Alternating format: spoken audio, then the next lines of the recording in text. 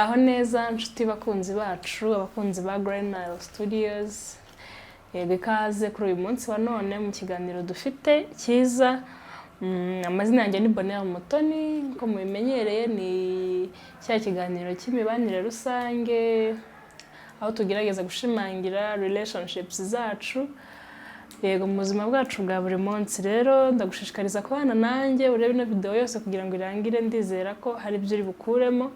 bishobora kugufasha. Uyu munsi rero tugiye kuganira ku kintu cy'ingenzi ciza, wenda se reka mbivuge gutyo, umuntu wese cyane cyane ababyeyi nibo tugiye kuganira uyu munsi bibatesheje umutwe. Ikintu tugiye kuganira ni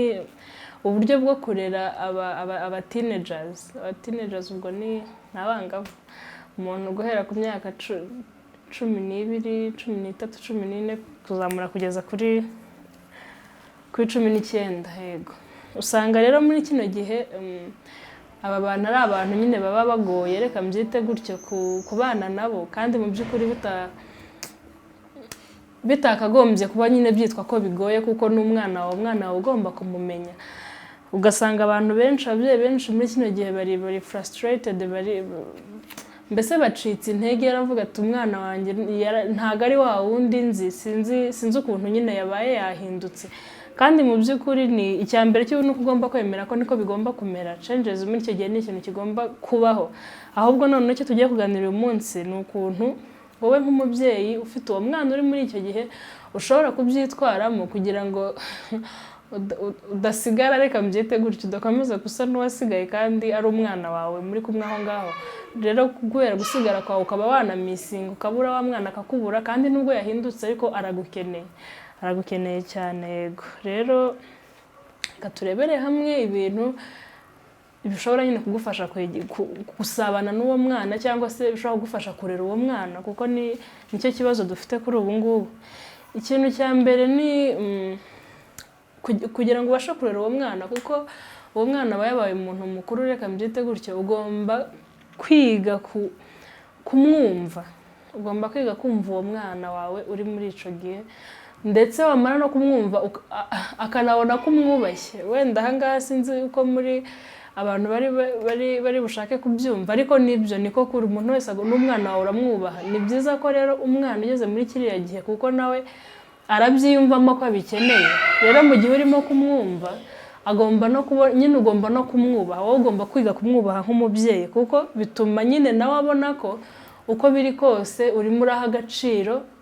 uwo ari we, urimo uraha agaciro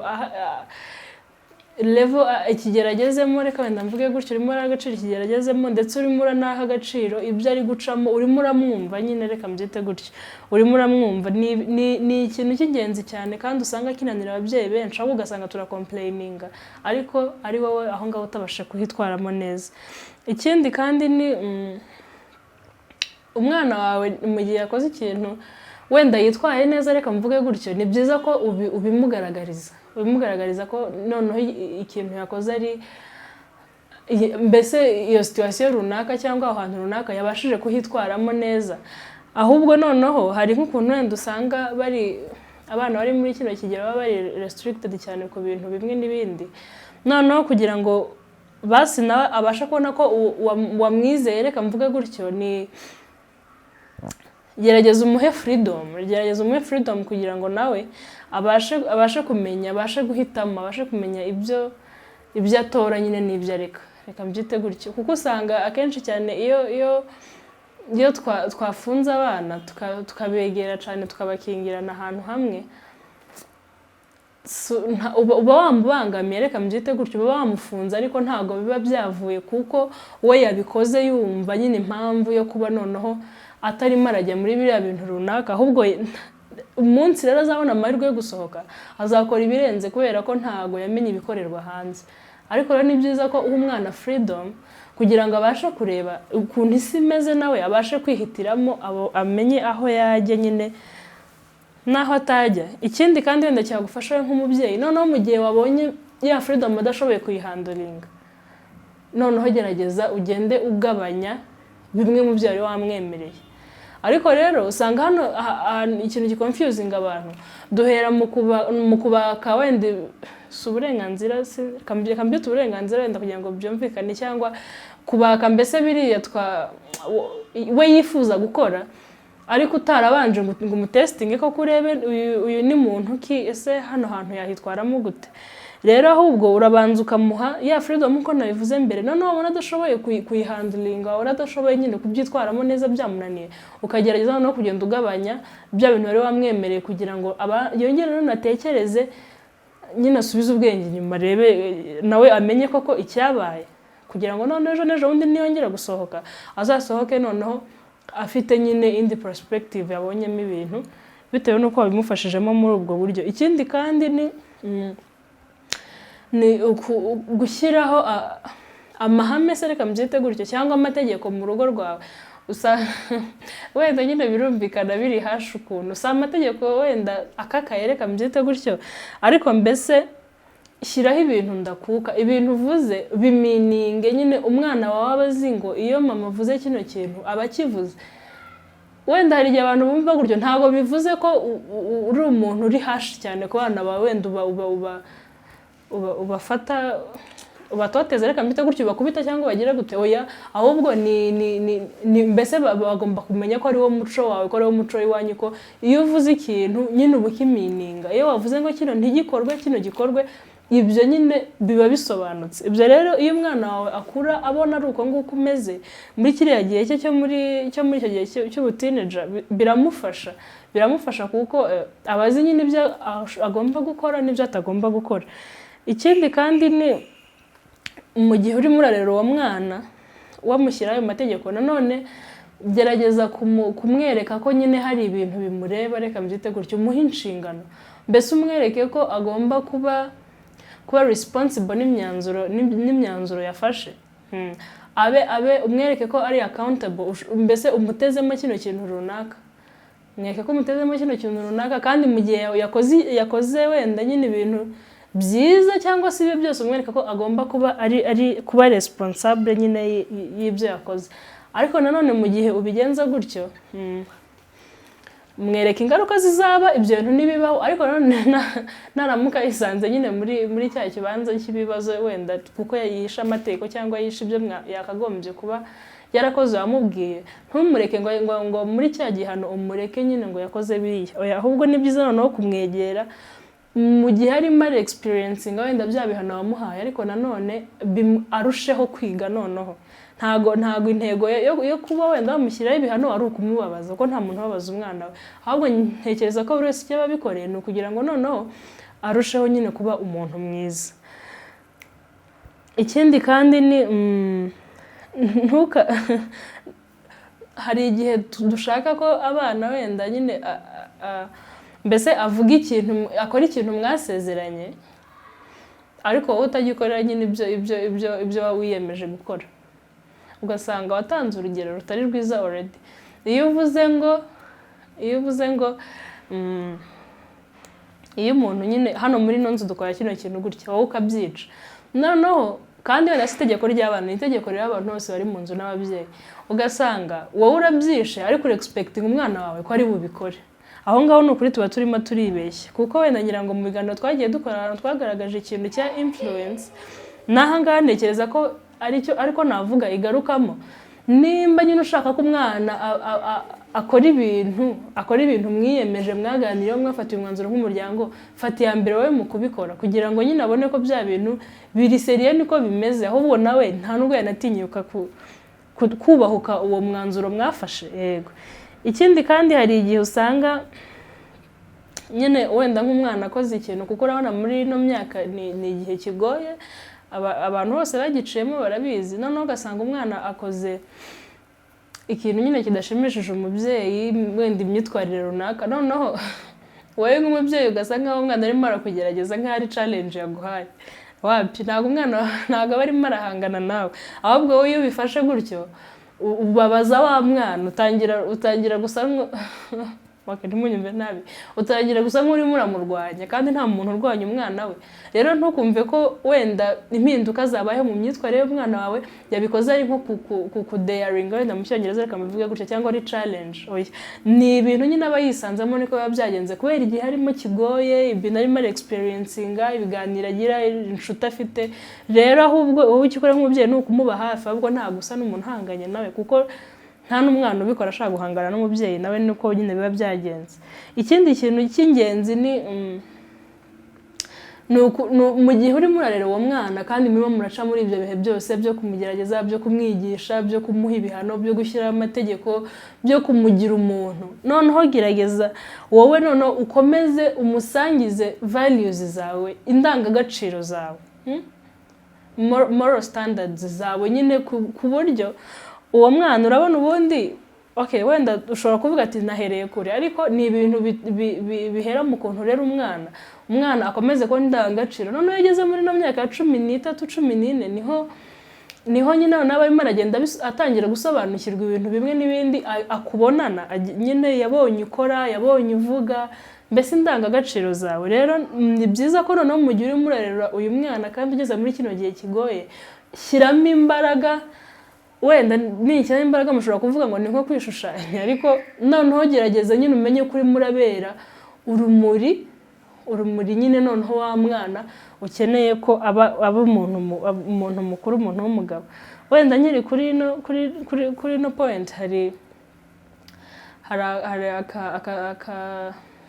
saga filime saga cyangwa ni umuntu ujya posting utuntu turi inspirational nabonye. Umugabo hari abagabo babiri batandukanye n'abagore babo nyine bahanye divorce, ariko bose bafite abana. Noneho umwe kuri Mother's Day umwana yabanaga na se,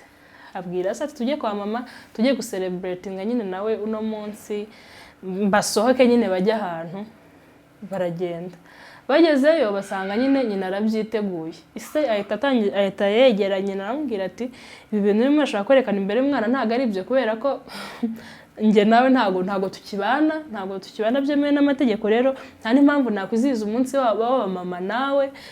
nyine gerageza rwose unabyikuremo, reka njye nigendere, mfite ahandi hantu h'ingenzi ngomba kuba ndi uyu munsi. Umugore aramubwira ati ariko ntago wagomba kubikora kubera njye, ni umunsi w'abamama, nashaka ko tubikora kubera umwana, nubwo tutabana njye nawe ariko dusangiye umwana, dufite umwana twabyaranye. Wa mugabo agira atya ajya kureba undi mugabo mugenzi we n'abatandukanye n'umugore. Agezeyo asanga ibintu bifite indi sura itandukanye. Wa mugabo yiteguye, yambaye neza, yateguriye umugore w'indabyo, yamuteguriye amagifti, yashatse amatike hano bari busohokere. Noneho umugenzi we aramubwira ati ese bimeze bite? Umugore wawe ko nzi ko mwatandukanye, urimo uritegura witegura ibiki, waje tukajya kureba filime? Reka mvuge gutyo. Wa mugabo aramubwira ati natandukanye na nyina, ariko bino ntago ndi kubikora kubera nyina, ndi kubikora kubera umwana wanjye. Nubwo nyina njye nawe twatandukanye, ariko dufite umwana turimo turarera, kandi ninjye mugabo, ninjye father figure afite mu buzima bwe. Rero ninkomeza kwereka nyina ko nta cyamaze nubwo twatandukanye, ntabwo ibyo twatandukanye bihuriye n'umwana wacu, ntabwo akiri umugore wanjye, ariko ni mama w'umwana wanjye. Uyu mwana rero ndimo ndarera, ndimo ndamwereka ukuntu naba umugabo azamera, ukuntu azatreatinga umugore cyangwa se abagore muri rusange, reka mbyite gutyo. Ati rero ahubwo w'ibyo wakoze nabyo nibi, kuko wabikoreye imbere y'umwana niwe bizafectinga, nawe azakura azi ngo guha wenda abagore agaciro ntago ari ngombwa, ntago ari abantu bo guhabwa agaciro. Wa mugabo rero yumva amakosa yakoze nyine nawe aragenda arabikosora. Rero icyo nshaka kubabwira aho ngaho ni uko ugomba gusharinga values zawe kubw'uwo mwana. Noneho mu gihe uzi kurarira umwana uri muri icyo gihe nyine cy'ubwangavu, shyiramo imbaraga, ukora ibintu nyine urimo urabikorera kubera we, kubera ko akenshi ntago abana mu ibintu twavuze bareba nyine ibyo twakoze, ubuzima tubayemo nibyo bibasha kwimpatinga nyine ubuzima bwabo, ugasanga niwe muntu abaye we, wa wundi wowe wakoze utabizi, utazi ko mwana abiha agaciro. Ikindi kandi ujye wibuka ko uri umubyeyi w'uwo mwana, ariko at the same time ugomba kuba inshuti y'uwo mwana. Aha hantu rero hari ikintu cy'ikibazo gikomeye cyane. Usanga ababyeyi cyane cyane muri community yacu, usanga umubyeyi afite umwana ariko ntago nyine mbese yarakubyaye ni mama wawe ni papa wawe uragenda ibintu byose nta kintu ajya yicara ngo akubwire umwana ndagera muri mwaka y'ubwangavu agiye kujya muri internet ariko mvuge gutyo bakatakubwira ngo nk'umukobwa bakahita bamubwira ati genda uzitware neza ntuzajye wegera abahungu nuko ngo ubwo nyine ngo arakwigishije ngo birarangiye noneho mbese ugasanga ntago nukuri ntago wabaye open n'uwo mwana ntago wamuganirije uri umubyeyi ariko kandi wari ukwiriye kuba umwarimu wari ukwiriye kuba inshuti ye umuntu we wa hafi ugasanga ntago wegereye uwo mwana ngo umuganirize umwereke isi umwereke nyine ibintu byose view birimo kugira ngo nabyo nagiye mvuga hano haruguru umwana nasohoka azahitamo ariko ashobora kukunanira ariko basi wowe ufite nyine ibyo wakoze ibyo wigishije uwo mwana sibyo nubwo bya bindi akubonera hari ingenzi ariko noneho gerageza gira icyicaro gihoraho n'uwo mwana mugirane ibiganiro bya buri munsi uwo mwana nyine amenye ibyo umutegerejemo amenye ibyo abantu bazima bakora uko abantu babayeho ikindi kandi ni ugomba kwapresiya umwana wawe mu buryo bwose bushoboka yaba umukobwa yaba umuhungu hano urumva ni abatineja turi kuvuga ni muri rusange kubera ko hari igihe usanga turera abana ababyeyi babaye hash reka mbyite mbese abana barabatinya babaye nyine abantu batinyitse mu rugo ni umubyeyi utinyitse ntabwo ari wa muntu umwana yisanzuraho noneho umwana yagera hano hanze nimba ari umukobwa yabona umugabo uvuga neza umubwira ko ari mwiza nta kintu yamukoreye ntiyamwishyura ishuri niwe uryishyura ntiyamugura imyenda niwe uyigura ariko ukuntu yamuvugishije wa mwana bikamukanga akavuga ati burya ndi mwiza burya undi muntu ambona gutya kubera ko watabikubonyemo we nka papa we nimba ari umugore nabyo muri ubwo buryo nyine rero ikintu tugomba gukora ni ukwiga kwa presiyo nyine umwana wawe gerageza umurememo icyizere umugire umuntu mbese nyine yigirira icyizere yumve ko ahagije mu bintu byose ntahure n'ikintu hariya hanze gishobora kumukanga atabonye bigatuma yagutungura nawe agafata imyanzuro izamwangiriza ubuzima bwe abakobwa muri community yacu kwera ukuntu usanga wenda base barabareze ntakubwira kuri mwiza ntusohoka nkubwira ko wambaye neza ntajye na recognizing ikintu cyabaye kuri wowe nimba wasutse n'imisatsi myiza ntabibona nimba gusa umwenda mushyashya ntabibona umukobwa yasohoka hano hanze umukobwa ufite imyaka 16 17 yahura n'umuhungu akamubwira ati uri mwiza ejo nakubonye ufite umusatsi none umunsi wasutse ibisuko birakubereye burya ibyo bintu bijya bikubera uyu munsi yambaye ipantaro burya uzajya yambara amapantaro ndabona ari yakubereye kurusha amajipo noneho wa mukobwa agahita abona uyu muntu yamwitayeho cyane yamuhaye attention cyane umukobwa nyine akumvira wa undi reka mbyite buryo ko yabonye ariho hantu hari safe yabonye ari umwitayeho urimo uramitinga n'amarangamutima rero wa mukobwa akaba yakwendinga mu ngeso mbi kuko akenshi wa muntu hari n'igihe wa muntu urimo uramwapresiya hariya hanze atari urukundo nyine amufite nk'urwego agombye kumufite nk'umubyeyi ahubwo akeneye kumwangiza akeneye kuryamana nawe bikaba birarangiye umwana aragarutse n'undi azagaruka aho ngaho iwawe rero ni byiza ko mbese turemamo abana bacu icyizere umwana w'umutineja ntakajye hariya hanze mbese ntazagire ikintu abonera hanze ataboneye iwawe mu rugo ubwo ni ku babyeyi bose umugabo umugore kurera abana b'abahungu n'abakobwa ni task nyine igoye cyane muri kino gihe ariko ni ibintu biri ngombwa tugomba gukora kandi tukabikora tubishyizeho nyine umutima wose kugira ngo ejo n'ejo bundi tutazitungura kandi ari twe tuba twabiteye ikindi nari nababwiye noneho ni ukubabera urugero nk'uko nabibabwiye ubaremera indangagaciro ushyiraho ibiganiro mbese bihoraho ganiriza umwana wawe bihoraho iyo point reka nyigaruke ngo nayivuze ariko ni ingenzi muganirize bihoraho umurememo icyizere no kuri uwo mwana nta kabuza azaba umuntu muzima cyeretse nyine ndari satani yamuteye akakunanira ariko uwakoze iyo part yawe nk'umubyeyi kabisa aho ngaho rwose ubu ufite icyizere ufite security ko wareze umuntu muzima nyine uri muri raising umuntu muzima uzakugirira akamaro akigirira akamaro akagirira n'akamaro nyine societe muri rusange murakoze rero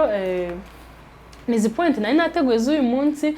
Ndabashishikariza cyane kugenda tukaganira muri comment, namwe mukandika uko mubyumva muri bino nyine bijyanye no kurera bano bana, kuko ni ibintu biba bigoye. Yego dukomeze dusangire ibitekerezo, kandi usharing ino video uyiha ababyeyi barimo barera abana bari muri iki gihe. Nawe wenda ugifite bato ni byiza kubyumva, kuko yego biragufasha nyine n'igihe uzaba ufite abana bari muri ico kigero, ntabwo uzatangira kwiga icyo gihe. Yego murakoze rero, mwakoze cyane kubana nanjye. Wibuke gukora subscribe, likinga, comment, byose ni ingenzi. Bye bye, naho ubutaha.